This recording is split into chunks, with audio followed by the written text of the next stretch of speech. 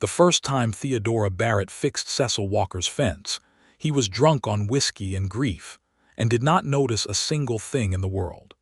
It was the spring of 1882, in the sun-baked stretch of land outside of Laramie, Wyoming, where the wind never truly stopped, and the sky went on forever in every direction like God had simply forgotten to put a wall on it.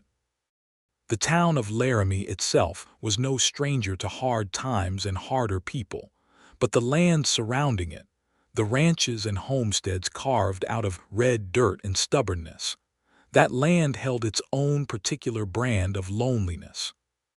Cecil Walker owned 40 acres of it, inherited from his father who had inherited it from nobody, having clawed every inch out of the earth himself before a bad winter, and a worse heart had taken him 3 years prior.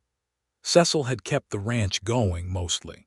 He ran a small cattle operation, a dozen head of good stock, and he kept to himself in a way that the people of Laramie had learned to respect, or at least learned to leave well enough alone. He was 31 years old that spring, broad-shouldered with dark hair that needed cutting and a jaw that was always somewhere between clean-shaved and not, and his eyes were the kind of brown that looked like they had seen too much and forgotten how to be surprised by anything. He had been married once, to a woman named Clara, and she had died of fever 2 winters back, and he had been slowly drowning in the space she left behind ever since. Not in a dramatic way. In the quiet, grinding way that men who work with their hands tend to drown, by keeping busy enough that they do not have to sit still, and by drinking just enough whiskey at the end of the day that the thoughts do not get too loud before sleep comes. Theodora Barrett had come to Laramie 14 months before that spring. She had come from Missouri, from a family that had fallen apart the way some families do, not all at once, but slowly, like a fence post rotting at the base until one good wind takes it down.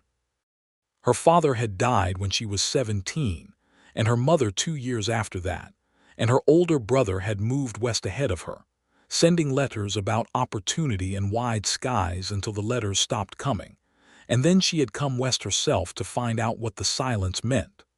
What it meant, she discovered, was that her brother had taken up with a woman in Denver and had largely forgotten he had a sister. She had arrived in Laramie with $12, a carpet bag, a stubbornness inherited from both her parents, and a set of skills that a lot of people underestimated because she was a woman, and because she had a face that was pretty in a way that made people think she must be delicate. She was not delicate. She had taken a small homestead claim on the eastern edge of town, a piece of land that bordered Cecil Walker's property on one side and open range on the other. The claim had been abandoned by a family named Hooper who had decided that Wyoming was not for them, and the land showed it. The small house needed new boards on 2 walls, the well needed a new rope and pulley, and the garden plot had gone wild with weeds. Theodora had set about fixing all of it with the patient, methodical energy of someone who had no one to wait for and no illusions that anyone was coming to help. She took in mending and laundry from women in town, and she occasionally helped at the general store when the owner, Mr. Pfeiffer, needed an extra pair of hands during busy seasons. She grew a kitchen garden that was the envy of no one because nobody was paying attention to it, but which produced enough vegetables that she ate well through the summer and put up good stores for winter. She had a horse named Birch, a gray mare of uncertain age but reliable temperament, and she could ride as well as most men in the county and better than several. She could also swing a hammer, set a fence post, and read a level with the kind of precision that surprised people right up until it didn't anymore, because eventually in Laramie, most people knew that Theodora Barrett could do most things she set her mind to.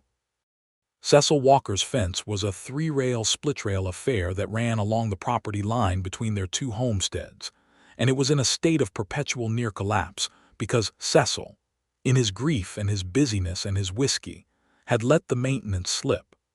The fence mattered in a practical sense because if it fell entirely, his cattle would wander onto her claim and eat her garden, and she had put too much work into that garden to let it get eaten by someone else's cattle. She had spoken to him once, in October of 1881, shortly after she had arrived, when she had knocked on his door to introduce herself as his new neighbor. He had opened the door, looked at her with those flat brown eyes, said something approximately polite, and closed the door again. Not rude exactly, just absent, like he was only partially present in his own life. The fence, she noticed, had a section near the old oak tree at the property line that had a rail split down the middle and two posts that had gone soft with moisture at the base. On a Tuesday morning in late March of 1882, when the wind was coming from the south and the air smelled like mud and new grass, she noticed that the section had finally given way entirely overnight, 3 rails down and 1 post listing, at an angle that meant it would follow the others before nightfall. She stood at her kitchen window and looked at it for a long moment, and then she put on her coat and her work gloves, went to her small barn, and got the tools and the spare lumber she kept there for exactly this kind of work, because she was the sort of person who kept spare lumber. She spent the better part of 2 hours on that fence. She pulled the old posts, set new ones with a level and a post-hole digger that left blisters on her palms even through the gloves, fitted the rails, and made the whole section square and solid in a way that it probably had not been in 2 or 3 years. She worked in the quiet morning with only the birds and the distant sound of Cecil's cattle lowing somewhere on the far end of his property, and she finished before noon, put her tools away, and went back inside to make herself some lunch and get on with the rest of her day. Cecil Walker did not notice. He had been in his barn that morning, working on a harness that had needed replacing since February, and then he had ridden out to check on his cattle, and by the time he came back past that section of fence, it looked like a fence solid, upright, doing what fences are meant to do, and he did not think about it beyond the vague and unreliable way a man notices things that simply look right. 3 weeks later, a late spring storm came through Laramie with the kind of violence that Wyoming weather reserves for April high winds and a hard driving rain that lasted 2 days and left the ground saturated, and the creek that ran along the northern edge of both their properties running high and fast and copper-brown with mud. The same section of fence she had repaired was fine, but a new section further south, where the ground had heaved with the wet, had gone down completely. 2 posts pulled out of the softened earth, and 3 rails scattered in the mud. Theodora found out about it the next morning when she went out to check her own fence line. She kept her 2 goats in a small paddock, and they were known escape artists, and she saw the gap in Cecil's fence from 20 yards away. She also saw, at the edge of the gap, the unmistakable fresh prints of several cattle hooves moving in the direction of her garden plot. She went to look, and yes, 2 of his steers had found the gap and were standing in the wet grass beside her garden, not quite in it but close enough that she was grateful she had not yet put in the new seedlings she had been planning to transplant that week.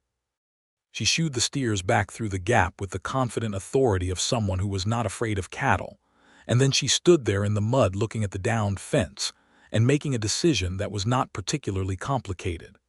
She could go knock on Cecil Walker's door and tell him his fence was down. She had tried knocking on Cecil Walker's door before, and Cecil Walker answered doors the way a man answers things he would rather ignore, slowly, reluctantly, and without staying present for the conversation. She could leave it down and let his cattle wander, but her garden was right there, and she was not going to sacrifice her garden to someone else's neglect.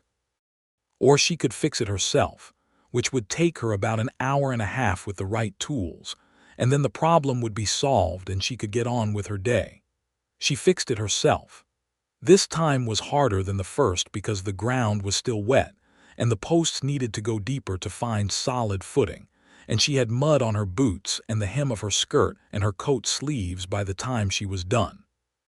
But she set it right, even drove an additional stake alongside 1 post for extra stability, and made the section better than it had been before the storm. She found the 2 cattle she had shooed out and confirmed they were back on Cecil's side of things, and she noted with some satisfaction that his pasture was lush and green with all the rain and his cattle looked healthy. Whatever else Cecil Walker had let go, he had not let his cattle go. They were good stock, well fed, and she respected that even while she was frustrated with him. Cecil Walker did not notice this time either. He had been in town that day, at the feed store and then at the telegraph office, and then, against his own better judgment, at the saloon on Cartwright Street, where a man named Holt had convinced him to play 3 hands of cards before the whiskey made the 4th hand inadvisable, and he had ridden home in the gold late afternoon light with his head a little thick, and his mood a little darker than it had started.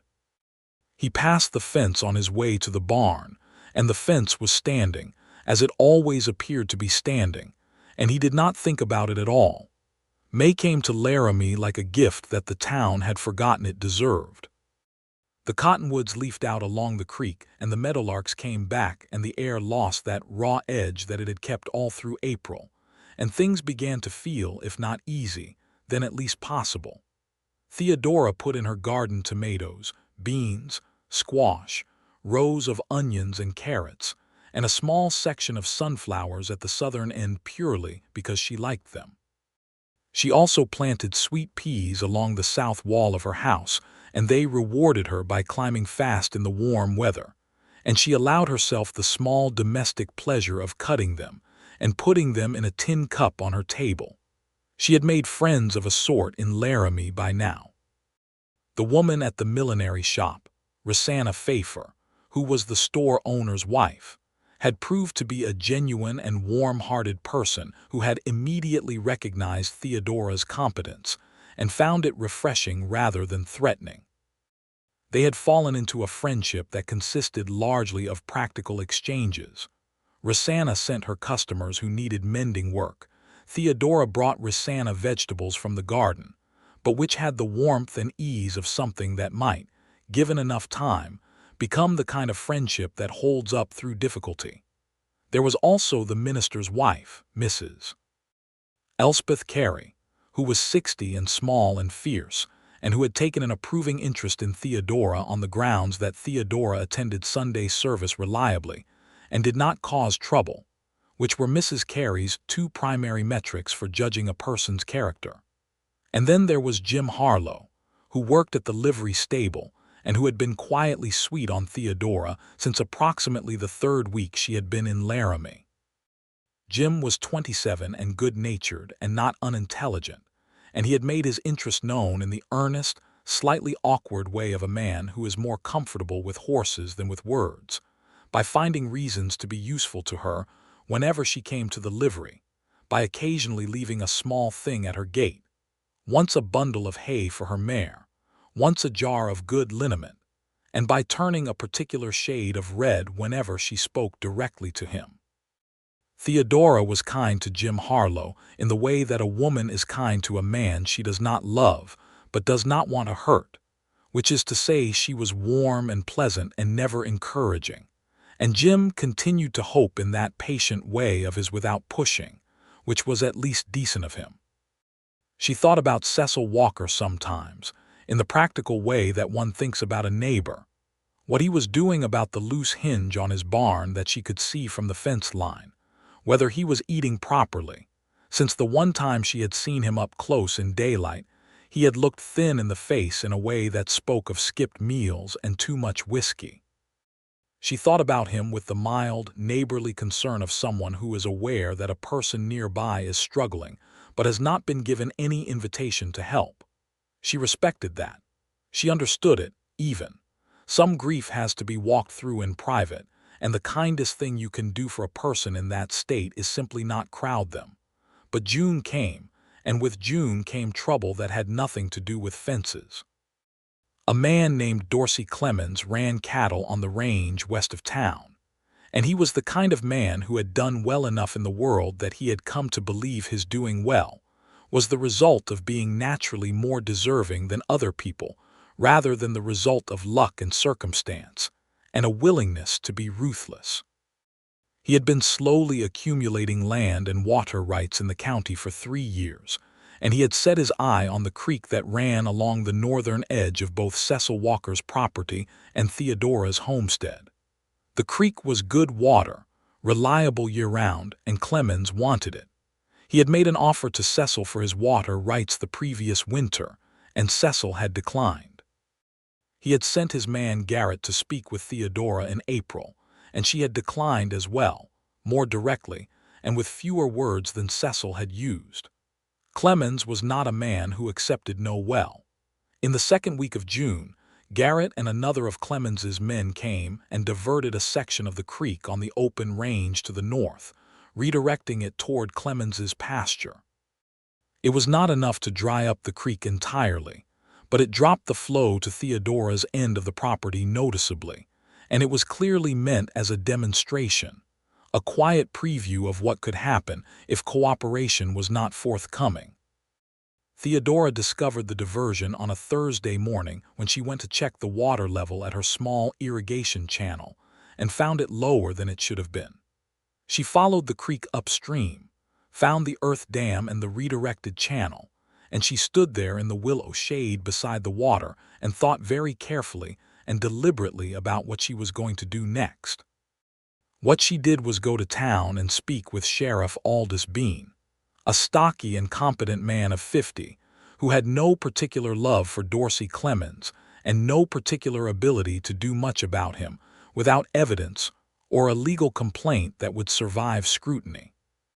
He listened to her carefully and told her that without witnesses to the diversion, and without a surveyor confirming that the creek alteration fell on open range versus legally claimed land, his hands were somewhat tied. He was sorry about it. She could see that he was genuinely sorry, which did not help but was at least honest. She went next to the land office, where she spoke with the clerk about water rights and homestead claims and what protections, if any, she was entitled to under Wyoming territorial law.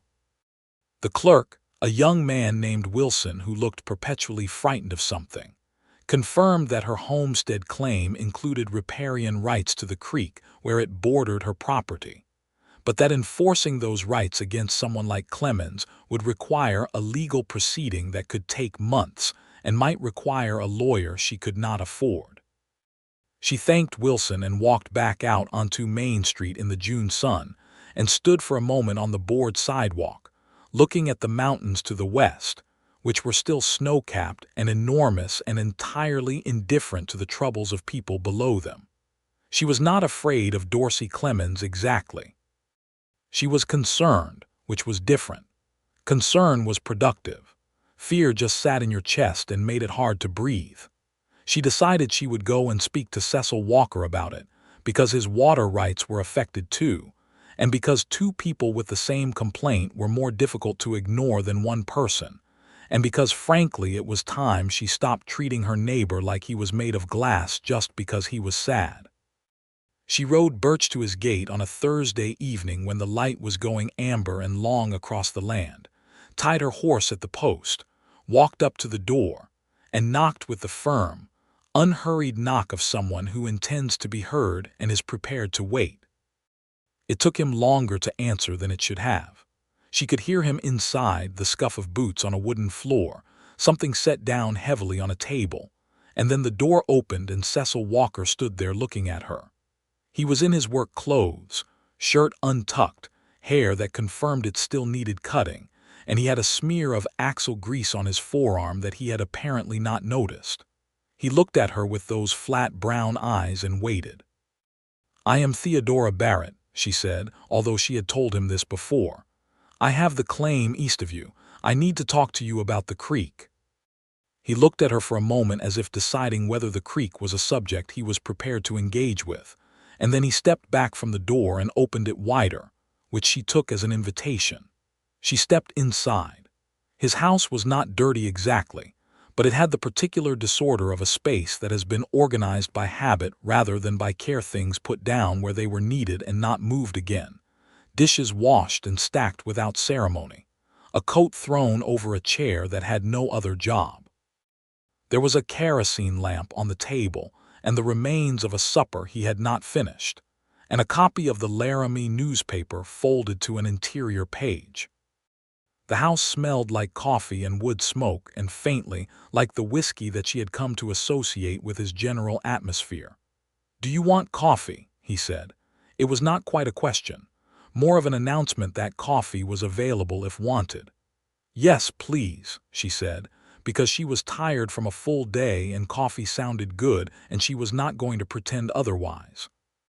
He poured it strong and black, the way people made it when they were living alone and not tempering their habits for anyone else, and set it in front of her at the table, and then he sat across from her and looked at her with the expression of a man who is not sure what has arrived at his kitchen table, but is prepared to hear it out. She told him about the diversion. She laid it out clearly and without drama, what she had found, what the sheriff had said, what the land office clerk had said, and what she believed Clemens intended.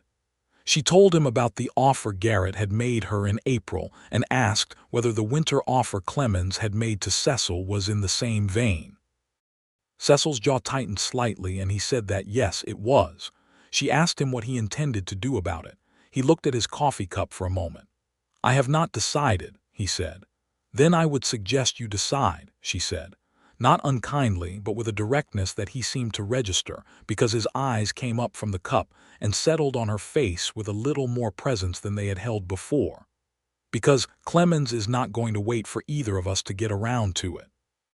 He is going to keep taking until someone stops him." "I know that," Cecil said, and there was something in his voice that was not quite irritation, more like a man being reminded of a problem he has been deliberately not thinking about. "Good," Theodora said. She drank her coffee. "Then we should go to the sheriff together. 2 homesteaders with the same complaint carry more weight than one." He was quiet for a moment and she let him be quiet, because she had learned that silence in the direction of men like Cecil Walker, men who had gone inward with their pain and their pride, was more productive than pushing. "All right," he said finally. She looked at him. He looked at her. It was the first real mutual acknowledgement they had shared, 2 people in the same room, genuinely seeing each other rather than looking past. "Friday morning," she said. "Friday morning," he agreed. She finished her coffee, thanked him for it, and left. She rode Birch home in the late dusk with the stars coming out overhead and the smell of sage in the air, and she thought that Cecil Walker was, under all the grief and the neglect and the whiskey, a man of some substance, not easy to reach. But there when you got there. They went to Sheriff Bean together on Friday morning, and the combined weight of 2 formal complaints against the same action made a difference. Not an immediate one, but enough that Bean agreed to ride out and document the diversion himself, and to send a written notice to Clemens that his activities were under official observation. It would not stop Clemens, but it would slow him and make him careful, and careful men made fewer moves, and fewer moves meant more time to find a solution. Walking back from the sheriff's office to the street, Cecil Walker said, almost as an afterthought, "You managed to get more out of him than I would have." Theodora glanced at him. "I asked for specific things and did not let him be vague about what he was prepared to do. Men will be as vague as you allow them to be." Something moved in his face that might, in a different man, have been a smile. In Cecil it was more like a slight easing around the eyes, a brief lifting of the weight he seemed to carry permanently. "That is true," he said. They walked to their horses in a silence that was, for the first time, comfortable rather than distant. Over the weeks that followed, there were reasons to cross paths. The creek situation required occasional checking and documentation. Theodora kept notes of the water level at her irrigation channel, and she gave Cecil a copy of what she wrote down each week so they had a shared record. He contributed information about what he had seen from his side of the property. It was practical and not personal, and yet it had a shape to it that felt like the beginning of something, though neither of them would have named it that. She noticed things about him that she had not been able to notice before, when he was just a closed door and a section of sagging fence. He was competent with his hands in a real way, not just adequate but genuinely skilled. She saw him repair a piece of tack one afternoon while they were both at the fence line discussing the creek records, and he did it with an ease and precision that spoke of long practice and natural ability. He knew his cattle individually, which she found out when he mentioned one of his steers by a distinguishing characteristic, a notch in the left ear, without seeming to think it was unusual that he would track that. He was reading a book, which she spotted through his open door on a warm day when she stopped by with her written water records, a history of something. She could not see the title, and the presence of the book told her things about him that the whiskey and the neglect had obscured. He was not a small man. Not in the physical sense. He was broad and tall, but also not in the interior sense. He had simply shrunk himself down with grief, the way people do when living feels too large and too exposed, and the safest thing is to take up as little space as possible. July was hot and golden and long, and the days stretched out with the particular generosity of Wyoming summer, when the sky goes blue all the way to forever, and the light has a clarity to it that makes everything look slightly more vivid than it is. Theodora's garden was thriving in the heat.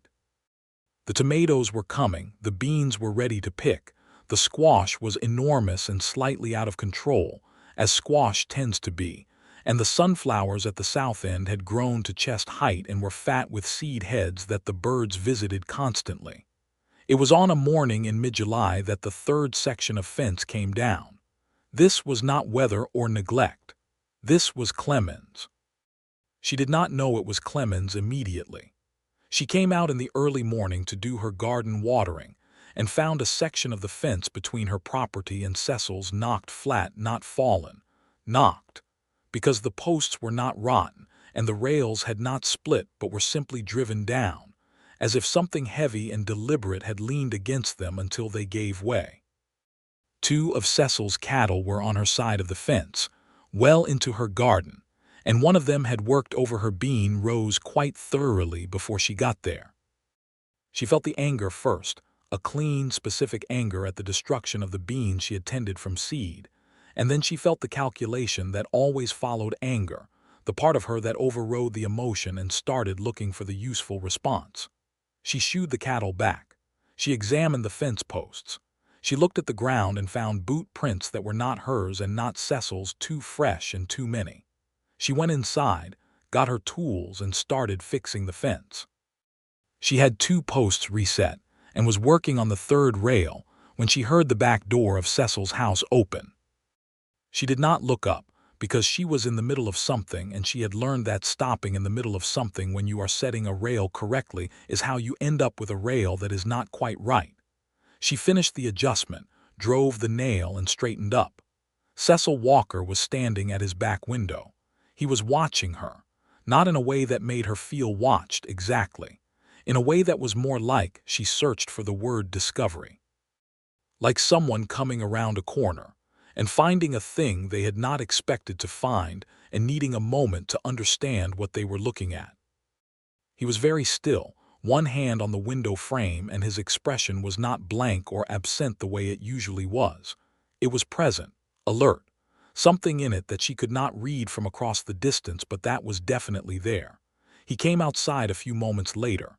He crossed his yard without hurrying and came to where she was standing at the fence, and he looked at what she had done and then looked at the fence and then looked at her. "How long has this been down?" he said. "I found it this morning," she said. "Sometime overnight." He crouched down and examined the nearest post, the way she had, and his expression went through the same calculation hers had, not fallen, knocked. He looked at the boot prints. He stood back up. "Clemens," he said. "That is what I believe," she said. He was quiet for a moment, and then he said, quietly and with a seriousness that was not anger exactly but was adjacent to it, "You have been fixing my fence." It was not a question. She looked at him straight. "Yes." "More than once," he said. "Twice before today," she said. "The section by the oak tree in March. The section south of there after the April storms." He looked at the fence, and then at the ground, and then back at her, and the expression on his face was something she had not seen on him before. It was a kind of surprised openness, like a window that has been shut for so long the frame has swollen into the wood and then someone applies just the right pressure and it swings free. "Why didn't you tell me?" he said. "I tried knocking on your door," she said. "Once, early on, you answered, said something approximately polite and closed it again." He ran a hand through his hair. "I was not," he stopped, started again. "I was not in a good way that winter." "I know," she said, not with pity. With the straightforward acknowledgement of someone who has been paying attention. He looked at her then, really looked, and she held his gaze because she was not the kind of person who looked away from things. He had brown eyes that she had previously thought were flat, and she revised that assessment now. They were deep, actually, and complicated, and there were things moving in them that had been still for a long time. "Will you let me help?" he said. It was not precisely what he meant. She could see that he meant something larger than just the fence, but it was what came out. "With the fence." She said, "With the fence," he said, "and with the rest of it." She handed him the hammer. They worked together in the July morning, Cecil setting posts, while she fitted rails, talking as they worked in the easy way that people talk when they have something to do with their hands. He told her what he had noticed about the boot prints. They came from the south, which was the direction of Clemens's range. He told her about a conversation he had had in town with a rancher named Prout who had said Clemens was putting pressure on 2 other small operations in the county. She told him about what the land office clerk had said about riparian rights and the cost of a lawyer. They talked about what it would mean to engage an attorney, whether there was a way to share the cost, whether Prout and the other ranchers might be brought in. When the fence was done, it was the best section of fence on either of their properties, solid and square and built to last, because 2 people who each know what they are doing are better than one. Cecil stood back and looked at it with his hands on his hips, and then he looked at her and said, "I owe you a good meal. For the 2 times I did not notice and this one." "You owe me beans," she said. "Your cattle ate half my bean row." That surprised a laugh out of him, a real one, short and sudden, like something that had been under pressure and came out before he could stop it. It changed his face entirely. She found herself thinking that he had a good laugh, and that it was a shame he did not use it more. "Come to supper tonight," he said. "I will make more than beans. I am not a terrible cook." She looked at him for a moment, assessing whether this was an offer made out of obligation or out of something else, and decided it was out of something else, and that the something else was worth going toward. "All right," she said. She went home, washed the fence work off herself, changed into the blue dress that was nicer than her work clothes but not so nice as to suggest she was trying harder than she was, and braided her dark hair up and walked to Cecil Walker's house as the sun was going orange and low, and the meadowlarks were singing their evening song from the fence posts. He had made a proper supper, beef stew with biscuits, and she could smell it from the porch. He opened the door before she knocked, which meant he had been watching for her, and the discovery of that small fact did something warm and unlooked for in the center of her chest. The meal was good. Not just adequate, actually good, seasoned correctly and made with care, and she said so, and he accepted the compliment with a slight ducking of the head that reminded her that he was not used to being seen. They talked more easily than she had expected. He asked her about Missouri, about how she had come to Wyoming, and she told him the true version, her father's death and her mother's and her brother's convenient forgetting, without embellishment or self-pity, just the facts of it. He listened without flinching or offering the wrong kind of sympathy, the kind that is really about the listener's discomfort with pain rather than the speaker's experience of it. He offered the right kind, which is mostly just attention. She asked him about the ranch, about his father, about how he had come to be here. He told her about growing up on this land, about his father who had been a difficult and principled and hardworking man, about the winters that had defined the place. He told her about Clara and the way that people tell you about the dead when they have made enough peace with the grief to speak without the grief taking over honestly, with love, without hiding how much had been lost. He did not make it maudlin. He just put it on the table between them like something that was real, and that she was allowed to see. They sat on his porch after supper in the warm dusk, and the sky went through its spectacular western show, pink and orange and violet, and then the deep blue that preceded dark, and they talked until it was full night and the stars came out in their thousands, and it seemed to Theodora that the evening had a quality of suspension to it, like something balanced on the edge of change. "I should get back," she said eventually, though she did not want to, which was information she filed away carefully. "I will walk you," he said. "It is 50 yards, she said. "I know that," he said, standing up anyway.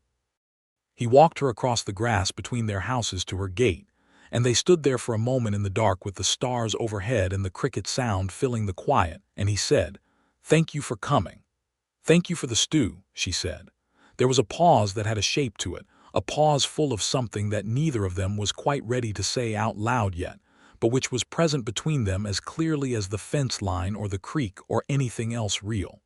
"Good night, Cecil," she said. "Good night, Theodora," he said. She went inside. She stood in her kitchen in the dark for a moment with her hand on the doorframe, and she was smiling, which was something she noticed because it arrived without her deciding to do it. The business with Clemens did not resolve itself quietly, because men like Clemens never let things resolve quietly. Through July and into August, there were small aggressions. A gate left open on Cecil's south pasture that was not left open by accident. A report from Jim Harlow at the livery that Garrett had been asking questions about the terms of Theodora's homestead claim. A dead coyote left at the mouth of her irrigation channel in what was clearly meant to be a threat, and what she found merely disgusting and cleaned up with a shovel. She told Cecil about all of it, and he told her what he was seeing on his end, and they had become, by August, the kind of neighbors who speak every day and whose daily speaking has the comfortable regularity of something both of them rely on. He came to her fence line in the morning sometimes, ostensibly to check the water levels she was documenting, and they talked for 20 minutes or an hour while the morning light came across the land. She brought him vegetables from her garden. The bean row had recovered, to her satisfaction, and he brought her, once, a side of beef wrapped properly because he had butchered one of his older steers, and there was more than he needed for himself. The gesture was practical and also deeply kind, and she understood both things about it. They brought in Prout and a rancher named McCready, who had his own complaints against Clemens, and together the four of them engaged a young attorney named Harmon who had set up a practice in Laramie, and who turned out to be sharper than his youth suggested. Harmon filed a formal complaint with the Territorial Land Office in Cheyenne regarding the creek diversion, and he gathered sworn statements from all four ranchers documenting Clemens's pattern of intimidation. The process was slow and bureaucratic and frequently infuriating, but it moved. Clemens, feeling the legal pressure beginning to accumulate, made one more direct move. He came himself in late August to Cecil's property. Not to threaten, he was too careful for that now with Harmon watching, but to make an offer. He rode up the lane on a black horse with Garrett behind him, and he sat in Cecil's yard and told Cecil that he would pay a fair price for the water rights, that it was just business, that he bore no ill will, that a man alone out here could use the cash money. Cecil told him, with a politeness that was the careful kind, the kind that has iron underneath, that he was not interested. Clemens then turned his horse toward Theodora's gate, which was visible from where they stood, and said, "And the woman next door, she is not going to hold out on her own." Cecil's expression did not change, but something in his stillness changed the way a held breath changes. "She is not on her own," he said. It was a simple sentence, but the way he said it, the certainty in it, made Clemens look at him with something that might have been recalibration. He rode out without further conversation. Cecil told Theodora about the visit that evening, when he came to her fence line as the sun went down. He told her what Clemens had said and what he had answered, and he said it in the matter-of-fact tone of reporting a thing that had happened, and she listened in the same tone, but there was something happening between the words that both of them were aware of. "You did not have to say that," she said. "It is true," he said. She looked at him across the fence rail. He looked at her. The evening light was doing something particular to the air between them, golden and warm and full of the smell of late summer grass. "Cecil," she said. "Yes," he said, like he had been waiting. "I appreciate what you said. I know you do not need, I know I do not need anyone's protection," she said clearly.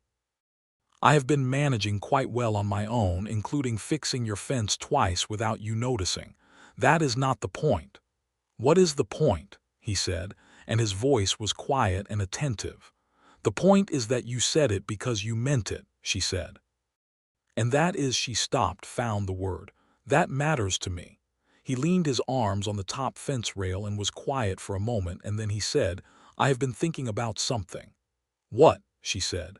"I have been thinking that I spent about a year and a half being a man who could not see what was right in front of him," he said, "and I would like to stop doing that." She waited. "You have been fixing my fences and minding your own business and being approximately the most capable person I have ever shared a property line with," he said, and there was something in his voice now that had not been there when she first met him, something unguarded and real and slightly unsteady with it, the way things are when they have just come out of a long period of being held in. "And I have been," he stopped. "I have wasted a good deal of time." "Not wasted," she said, because she meant it. "You were getting through something." "I am done getting through it," he said. He looked at her with those eyes that she had stopped thinking of as flat sometime around June. "I would like to court you, Theodora, if you are willing, properly, with your full understanding of my situation and my history and the state of my fence line, which is evidently less sound than I believed." The laugh that came out of her was genuine and surprised, and it made him smile, the real smile she had first seen that morning in July when she had mentioned the beans, the smile that changed everything in his face. "I am willing," she said, "with the understanding that I will continue to fix your fence when it needs it, and that you will stop pretending not to need things fixed." "Agreed," he said. She extended her hand across the fence rail, and he took it, not in a handshake exactly, but in the way you take a hand when you mean something by the taking of it. His hand was warm and rough and certain, and she held it for a moment that was long enough to be a moment and short enough to be decent. "Good night," she said. "Good night, Theodora," he said, and the way he said her name now was different from the first time he had said it, in that careful, formal way he had of saying things when he was keeping himself at a distance. Now he said it like it was something he was glad to be saying. The courtship that followed was the kind that fits the land and the time, unhurried, practical, and more romantic for being both. He came to her with help rather than just with conversation. He replaced the board on the south wall of her house that had been warped since winter without being asked, simply arriving one Saturday with lumber and nails and getting on with it. She brought him into her garden and showed him what she was growing and why.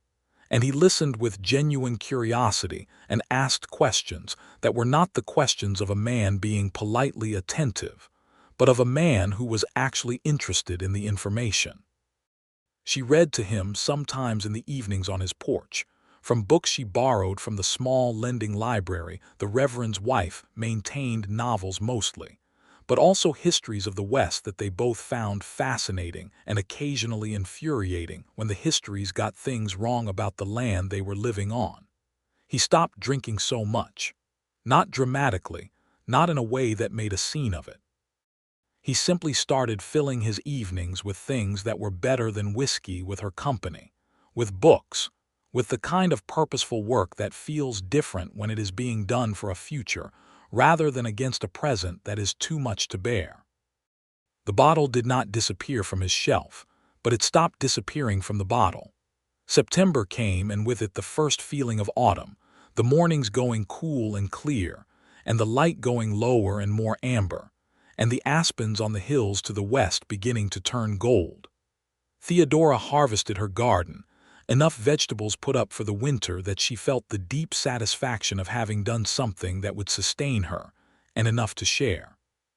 She brought Cecil a large portion of everything, and he received it with the gratitude of a man who has been eating too practically and not well enough, and they put up preserves together one Saturday in her kitchen, which was the kind of intimate domestic labor that tells you a great deal about a person. He was a good presence in a kitchen, which surprised her.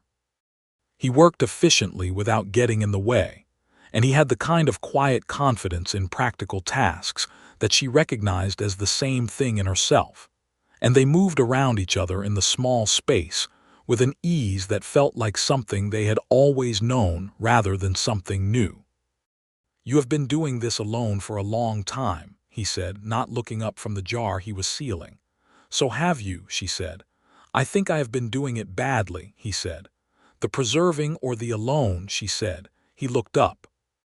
The afternoon light was coming through her kitchen window and doing very particular things with the dust in the air and with the color of everything in the room, and he looked at her with an expression that was not complex but was deep, the expression of a man who has found something he did not know he was looking for and is trying to understand what to do with the fact of having found it. "Both," he said.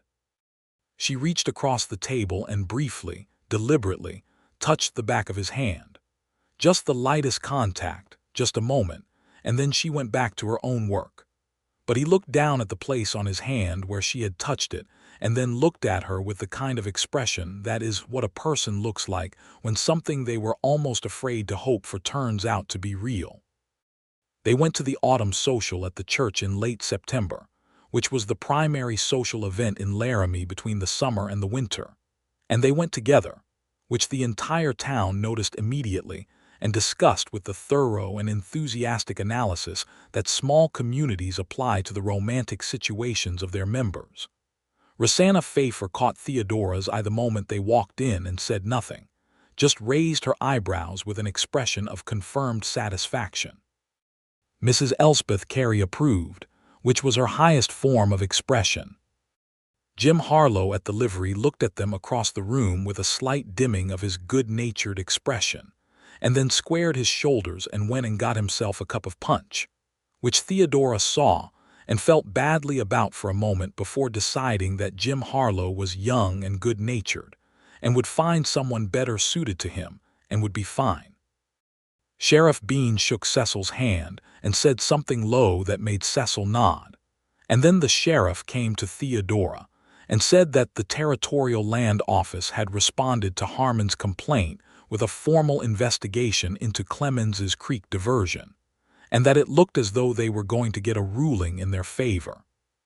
Theodora absorbed this news with the careful relief of someone who had been watching a threat for months, not elated exactly, because the process was not finished but steadier. She told Cecil as they walked to their table, and he received the news with a similar steadiness, and then he said quietly, "Good work." "It was all of us," she said. "A great deal of it was you," he said. She did not argue because she knew it was true and because she had learned that accepting an accurate compliment from someone who means it is not vanity. It is just honesty. They danced. Cecil Walker, it turned out, could dance, which was not something she had expected of him. He did it with the same competent ease he brought to everything physical, and he held her in a way that was correct and also warm, his hands steady at her waist and his steps sure, and she found herself thinking about how strange and good it was that the person you end up next to can surprise you all the way through. October brought the resolution of the Creek matter. Harmon received the ruling from the Territorial Land Office. The diversion was found to have impinged on the riparian rights of 4 homesteaders, and Clemens was ordered to restore the creek to its original course within 30 days, and was fined a sum that, while not catastrophic for a man of his resources, was public and significant and humiliating. He complied because he had no legal alternative, and then he proceeded to be quietly furious about it for the remainder of the year, which was his own problem. McCready and Prout and Cecil and Theodora all signed off on a shared water agreement with Harmon's help that made their collective rights clearer and harder to challenge in the future. The threat lifted from the land like weather clearing. The creek ran free and full again by the end of October, and Theodora noted the water levels in her documentation, with the quiet satisfaction of having fought for something and won. On an evening in early November, when the cold was coming down serious now, and the sky went dark early, and the stars came up fierce in the clear, cold air, Cecil Walker came to Theodora's door and knocked.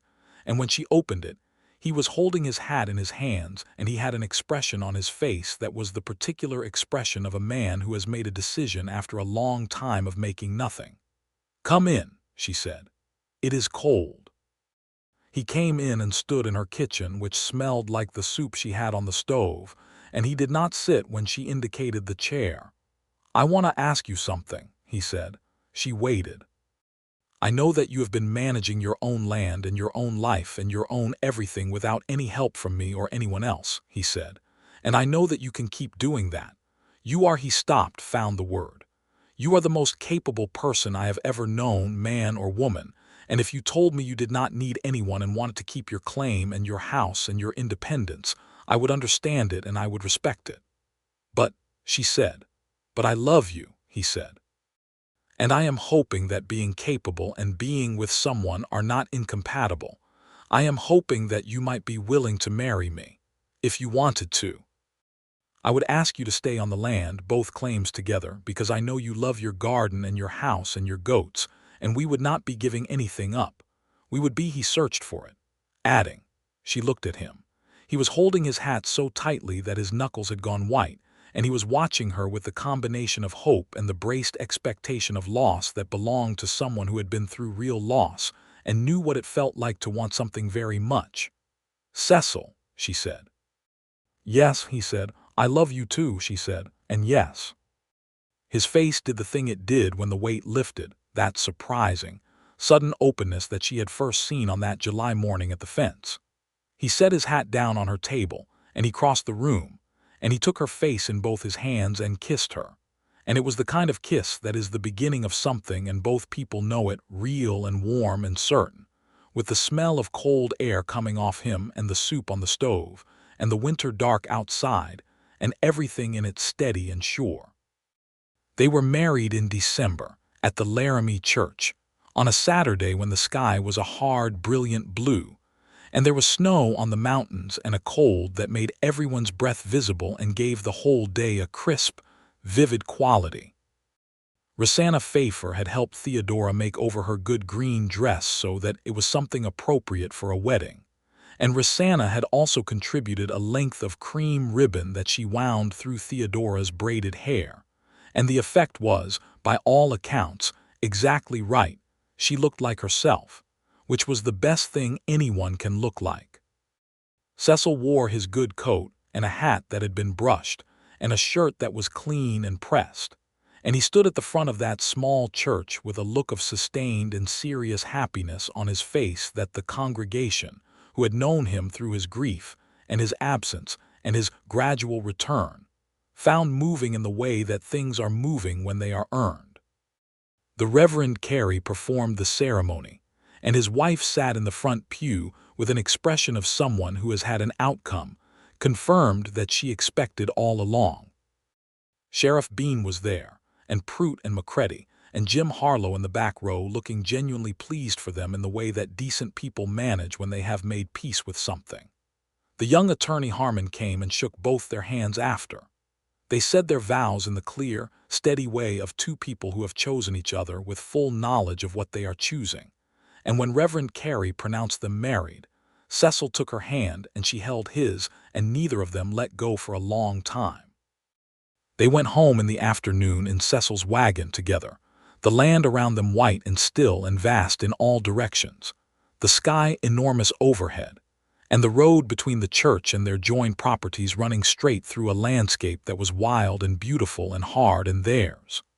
The winter of 1882 into 1883 was the first winter in 2 years that Cecil Walker kept his house warm and the lamp lit at night, and did not find the silence of the place unbearable. Theodora moved between the two houses with the practical flexibility of someone managing a larger property. She kept her goats at her small barn, where the paddock was better suited for them, and she tended her winter stores in her root cellar, and she kept the accounting for both operations in the clear, organized hand that she had always used for her own records. Cecil continued to run the cattle and kept the larger operations going, and they worked the land together with a partnership that felt organic, because it was two people whose skills complemented each other without collision. She made the east bedroom of his house into a room she liked, brought her books and the blue curtains she had made for her own windows and the tin cup she kept sweet peas in through the growing season. She found a photograph of her parents that she set on the mantel next to a portrait of his father that had always been there, and she thought that was right, the past acknowledged and present and not hidden. He stopped keeping the whiskey on the shelf. He did not make a declaration about it. He simply did not replace it when it was gone, and she did not remark on it, but she noticed and was glad. They read in the evenings by the fire, she reading one thing and he another, and occasionally one of them saying a sentence out loud because it was too good to keep to oneself, and the other responding. They talked about the spring planting, about whether to add more cattle or to diversify differently, about a pump that would make the irrigation easier, about everything and nothing with the ease of people who have found someone they can think out loud with. In the first week of February, Theodora knew. She did not say anything immediately. She carried the knowledge quietly for a few days, getting accustomed to it, turning it over in the private space of herself. And then she told him one morning at breakfast, simply and directly, the way she told him most things. Cecil Walker set down his coffee cup. He looked at her. His face went through something that she could not have named precisely, but that included, in its brief passage, surprise and joy and tenderness, and a faint shadow of fear that was the reasonable human response of someone who had loved and lost, and was now being given something large and new to love, and did not want to lose it. And then the joy settled over everything else and stayed there, and he stood up from the table and came around to her side and crouched beside her chair and took both her hands in his. "Are you well?" he said. The first thing. She loved him for that. "Very well," she said. "Good," he said.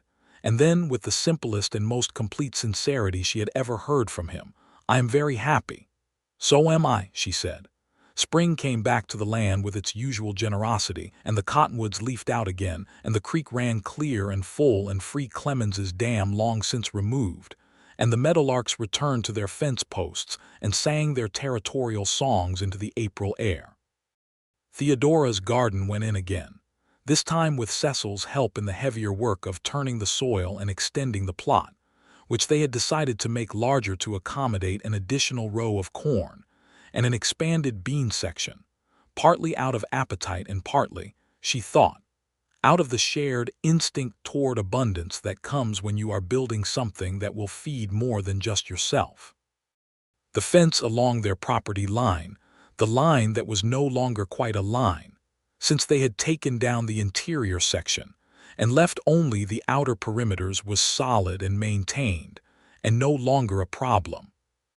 Cecil had gone along the full fence line in March and replaced every post and rail that was less than sound, a full day's work that he had done with the focused care of someone who understood now what neglect costs.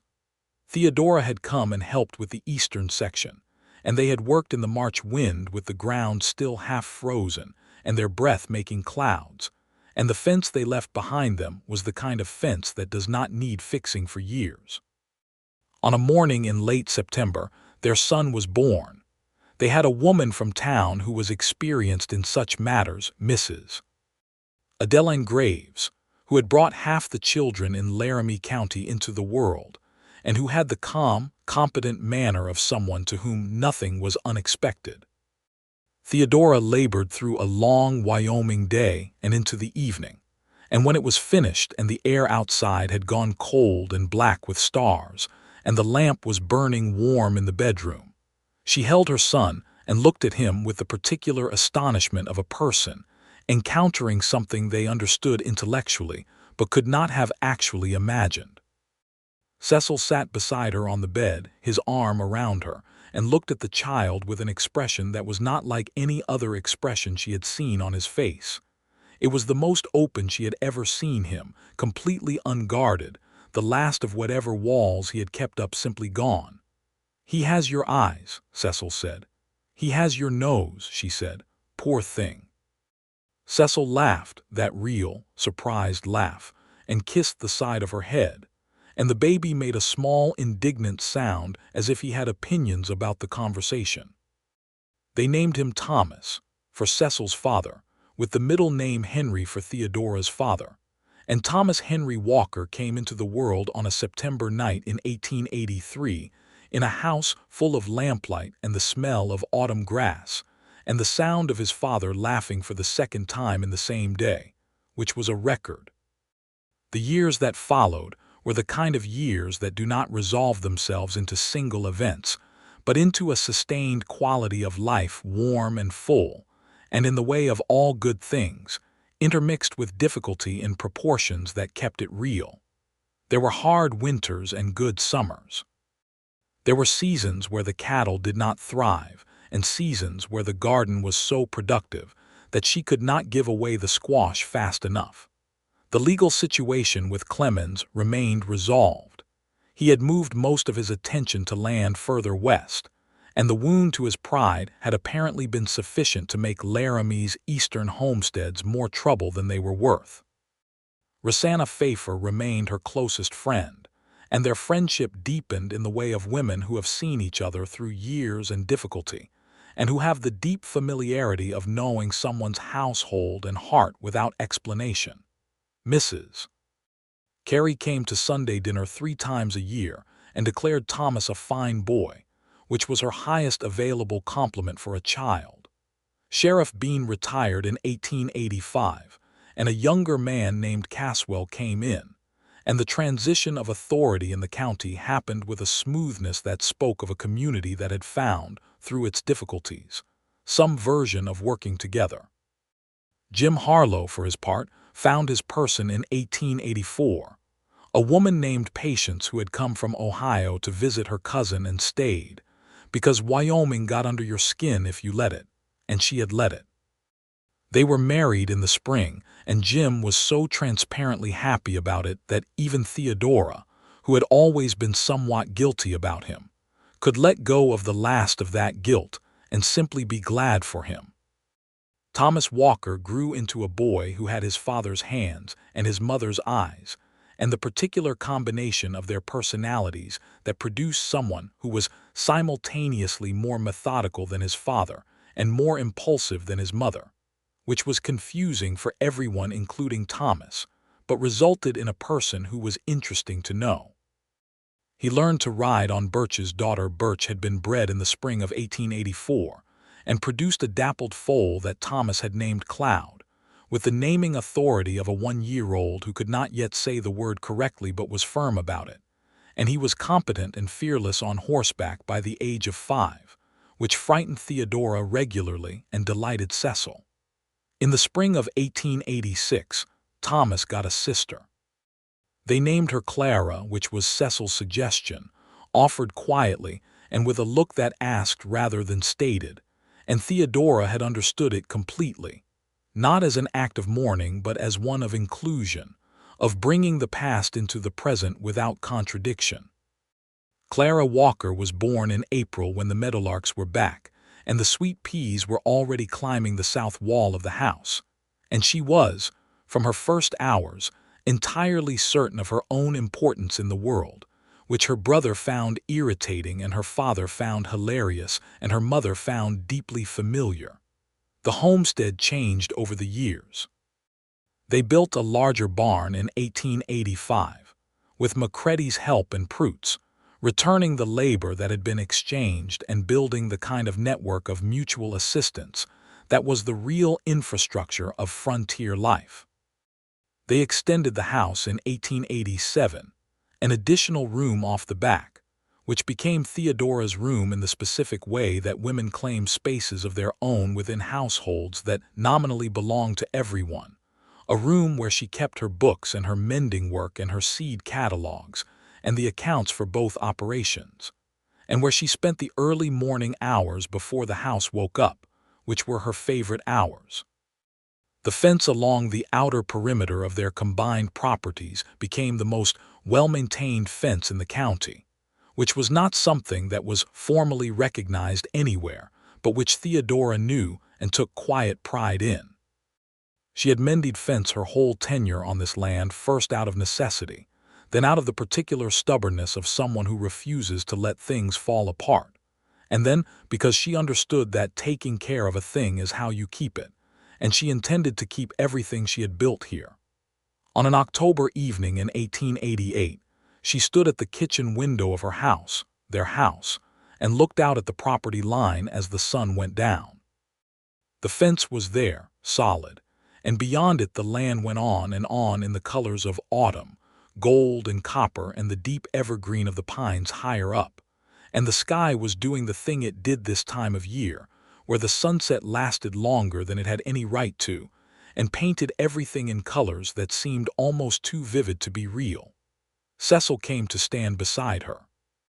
He had come in from the barn and had Thomas on his hip, the boy too old to be carried but not so old that he always resisted it, and Clara was on the floor behind them with a collection of wooden animals that her father had spent 3 weeks carving for her birthday, and which she treated with the combined reverence and violence of a 4-year-old with favorite things. "Look at that," Cecil said, meaning the sky. "I know," she said. He stood there beside her, and she leaned slightly against him, and he put his free arm around her, and they stood at the window together looking at the sky and the land and the fence line that had started everything. "I did not notice you the first 2 times," he said. It was something they had talked about before, occasionally, in the way you return to the beginning of a story when the story has turned out well. "You were not ready," she said. "No," he said, "but I was watching the 3rd time." "You were," she said.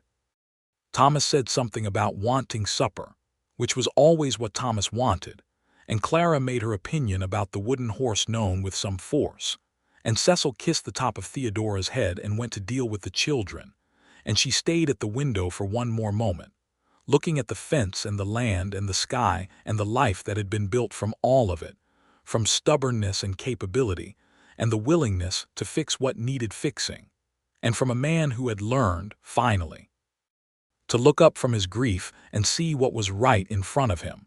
She had mended his fence twice before he noticed. The 3rd time he had been watching from the window. And everything that followed, the supper he had made, the evening they had sat on the porch, the walk to her gate in the dark, the January night he had knocked on her door with his hat in his hands, the December wedding and the September baby and the April baby, and the years of learning each other, and the mornings by the fire and the hard winters and the good summers and this particular October evening with its impossible sky. All of it had come from that. From a fence that kept falling, and a woman who kept fixing it, and a man who finally looked. She let the curtain fall back into place and turned away from the window toward the lamplit room where her family was, where Cecil was cutting bread for supper, and Thomas was already at the table with his characteristic certainty that food would appear, and Clara had decided that the wooden horse could fly and was demonstrating this with full theatrical commitment. And the fire was going, and the house smelled like stew and wood smoke, and the sweet peas she had dried and hung from the kitchen beam, because she liked the smell of them all through winter. She sat down at the table among all of it, in the middle of all of it, and Cecil looked up from the bread and met her eyes across the room and smiled. That real smile, the one that changed everything in his face, and she smiled back. And outside the Wyoming night came down over the land, cold and clear and full of stars, and the fence stood solid in the dark, and everything was exactly as it should be.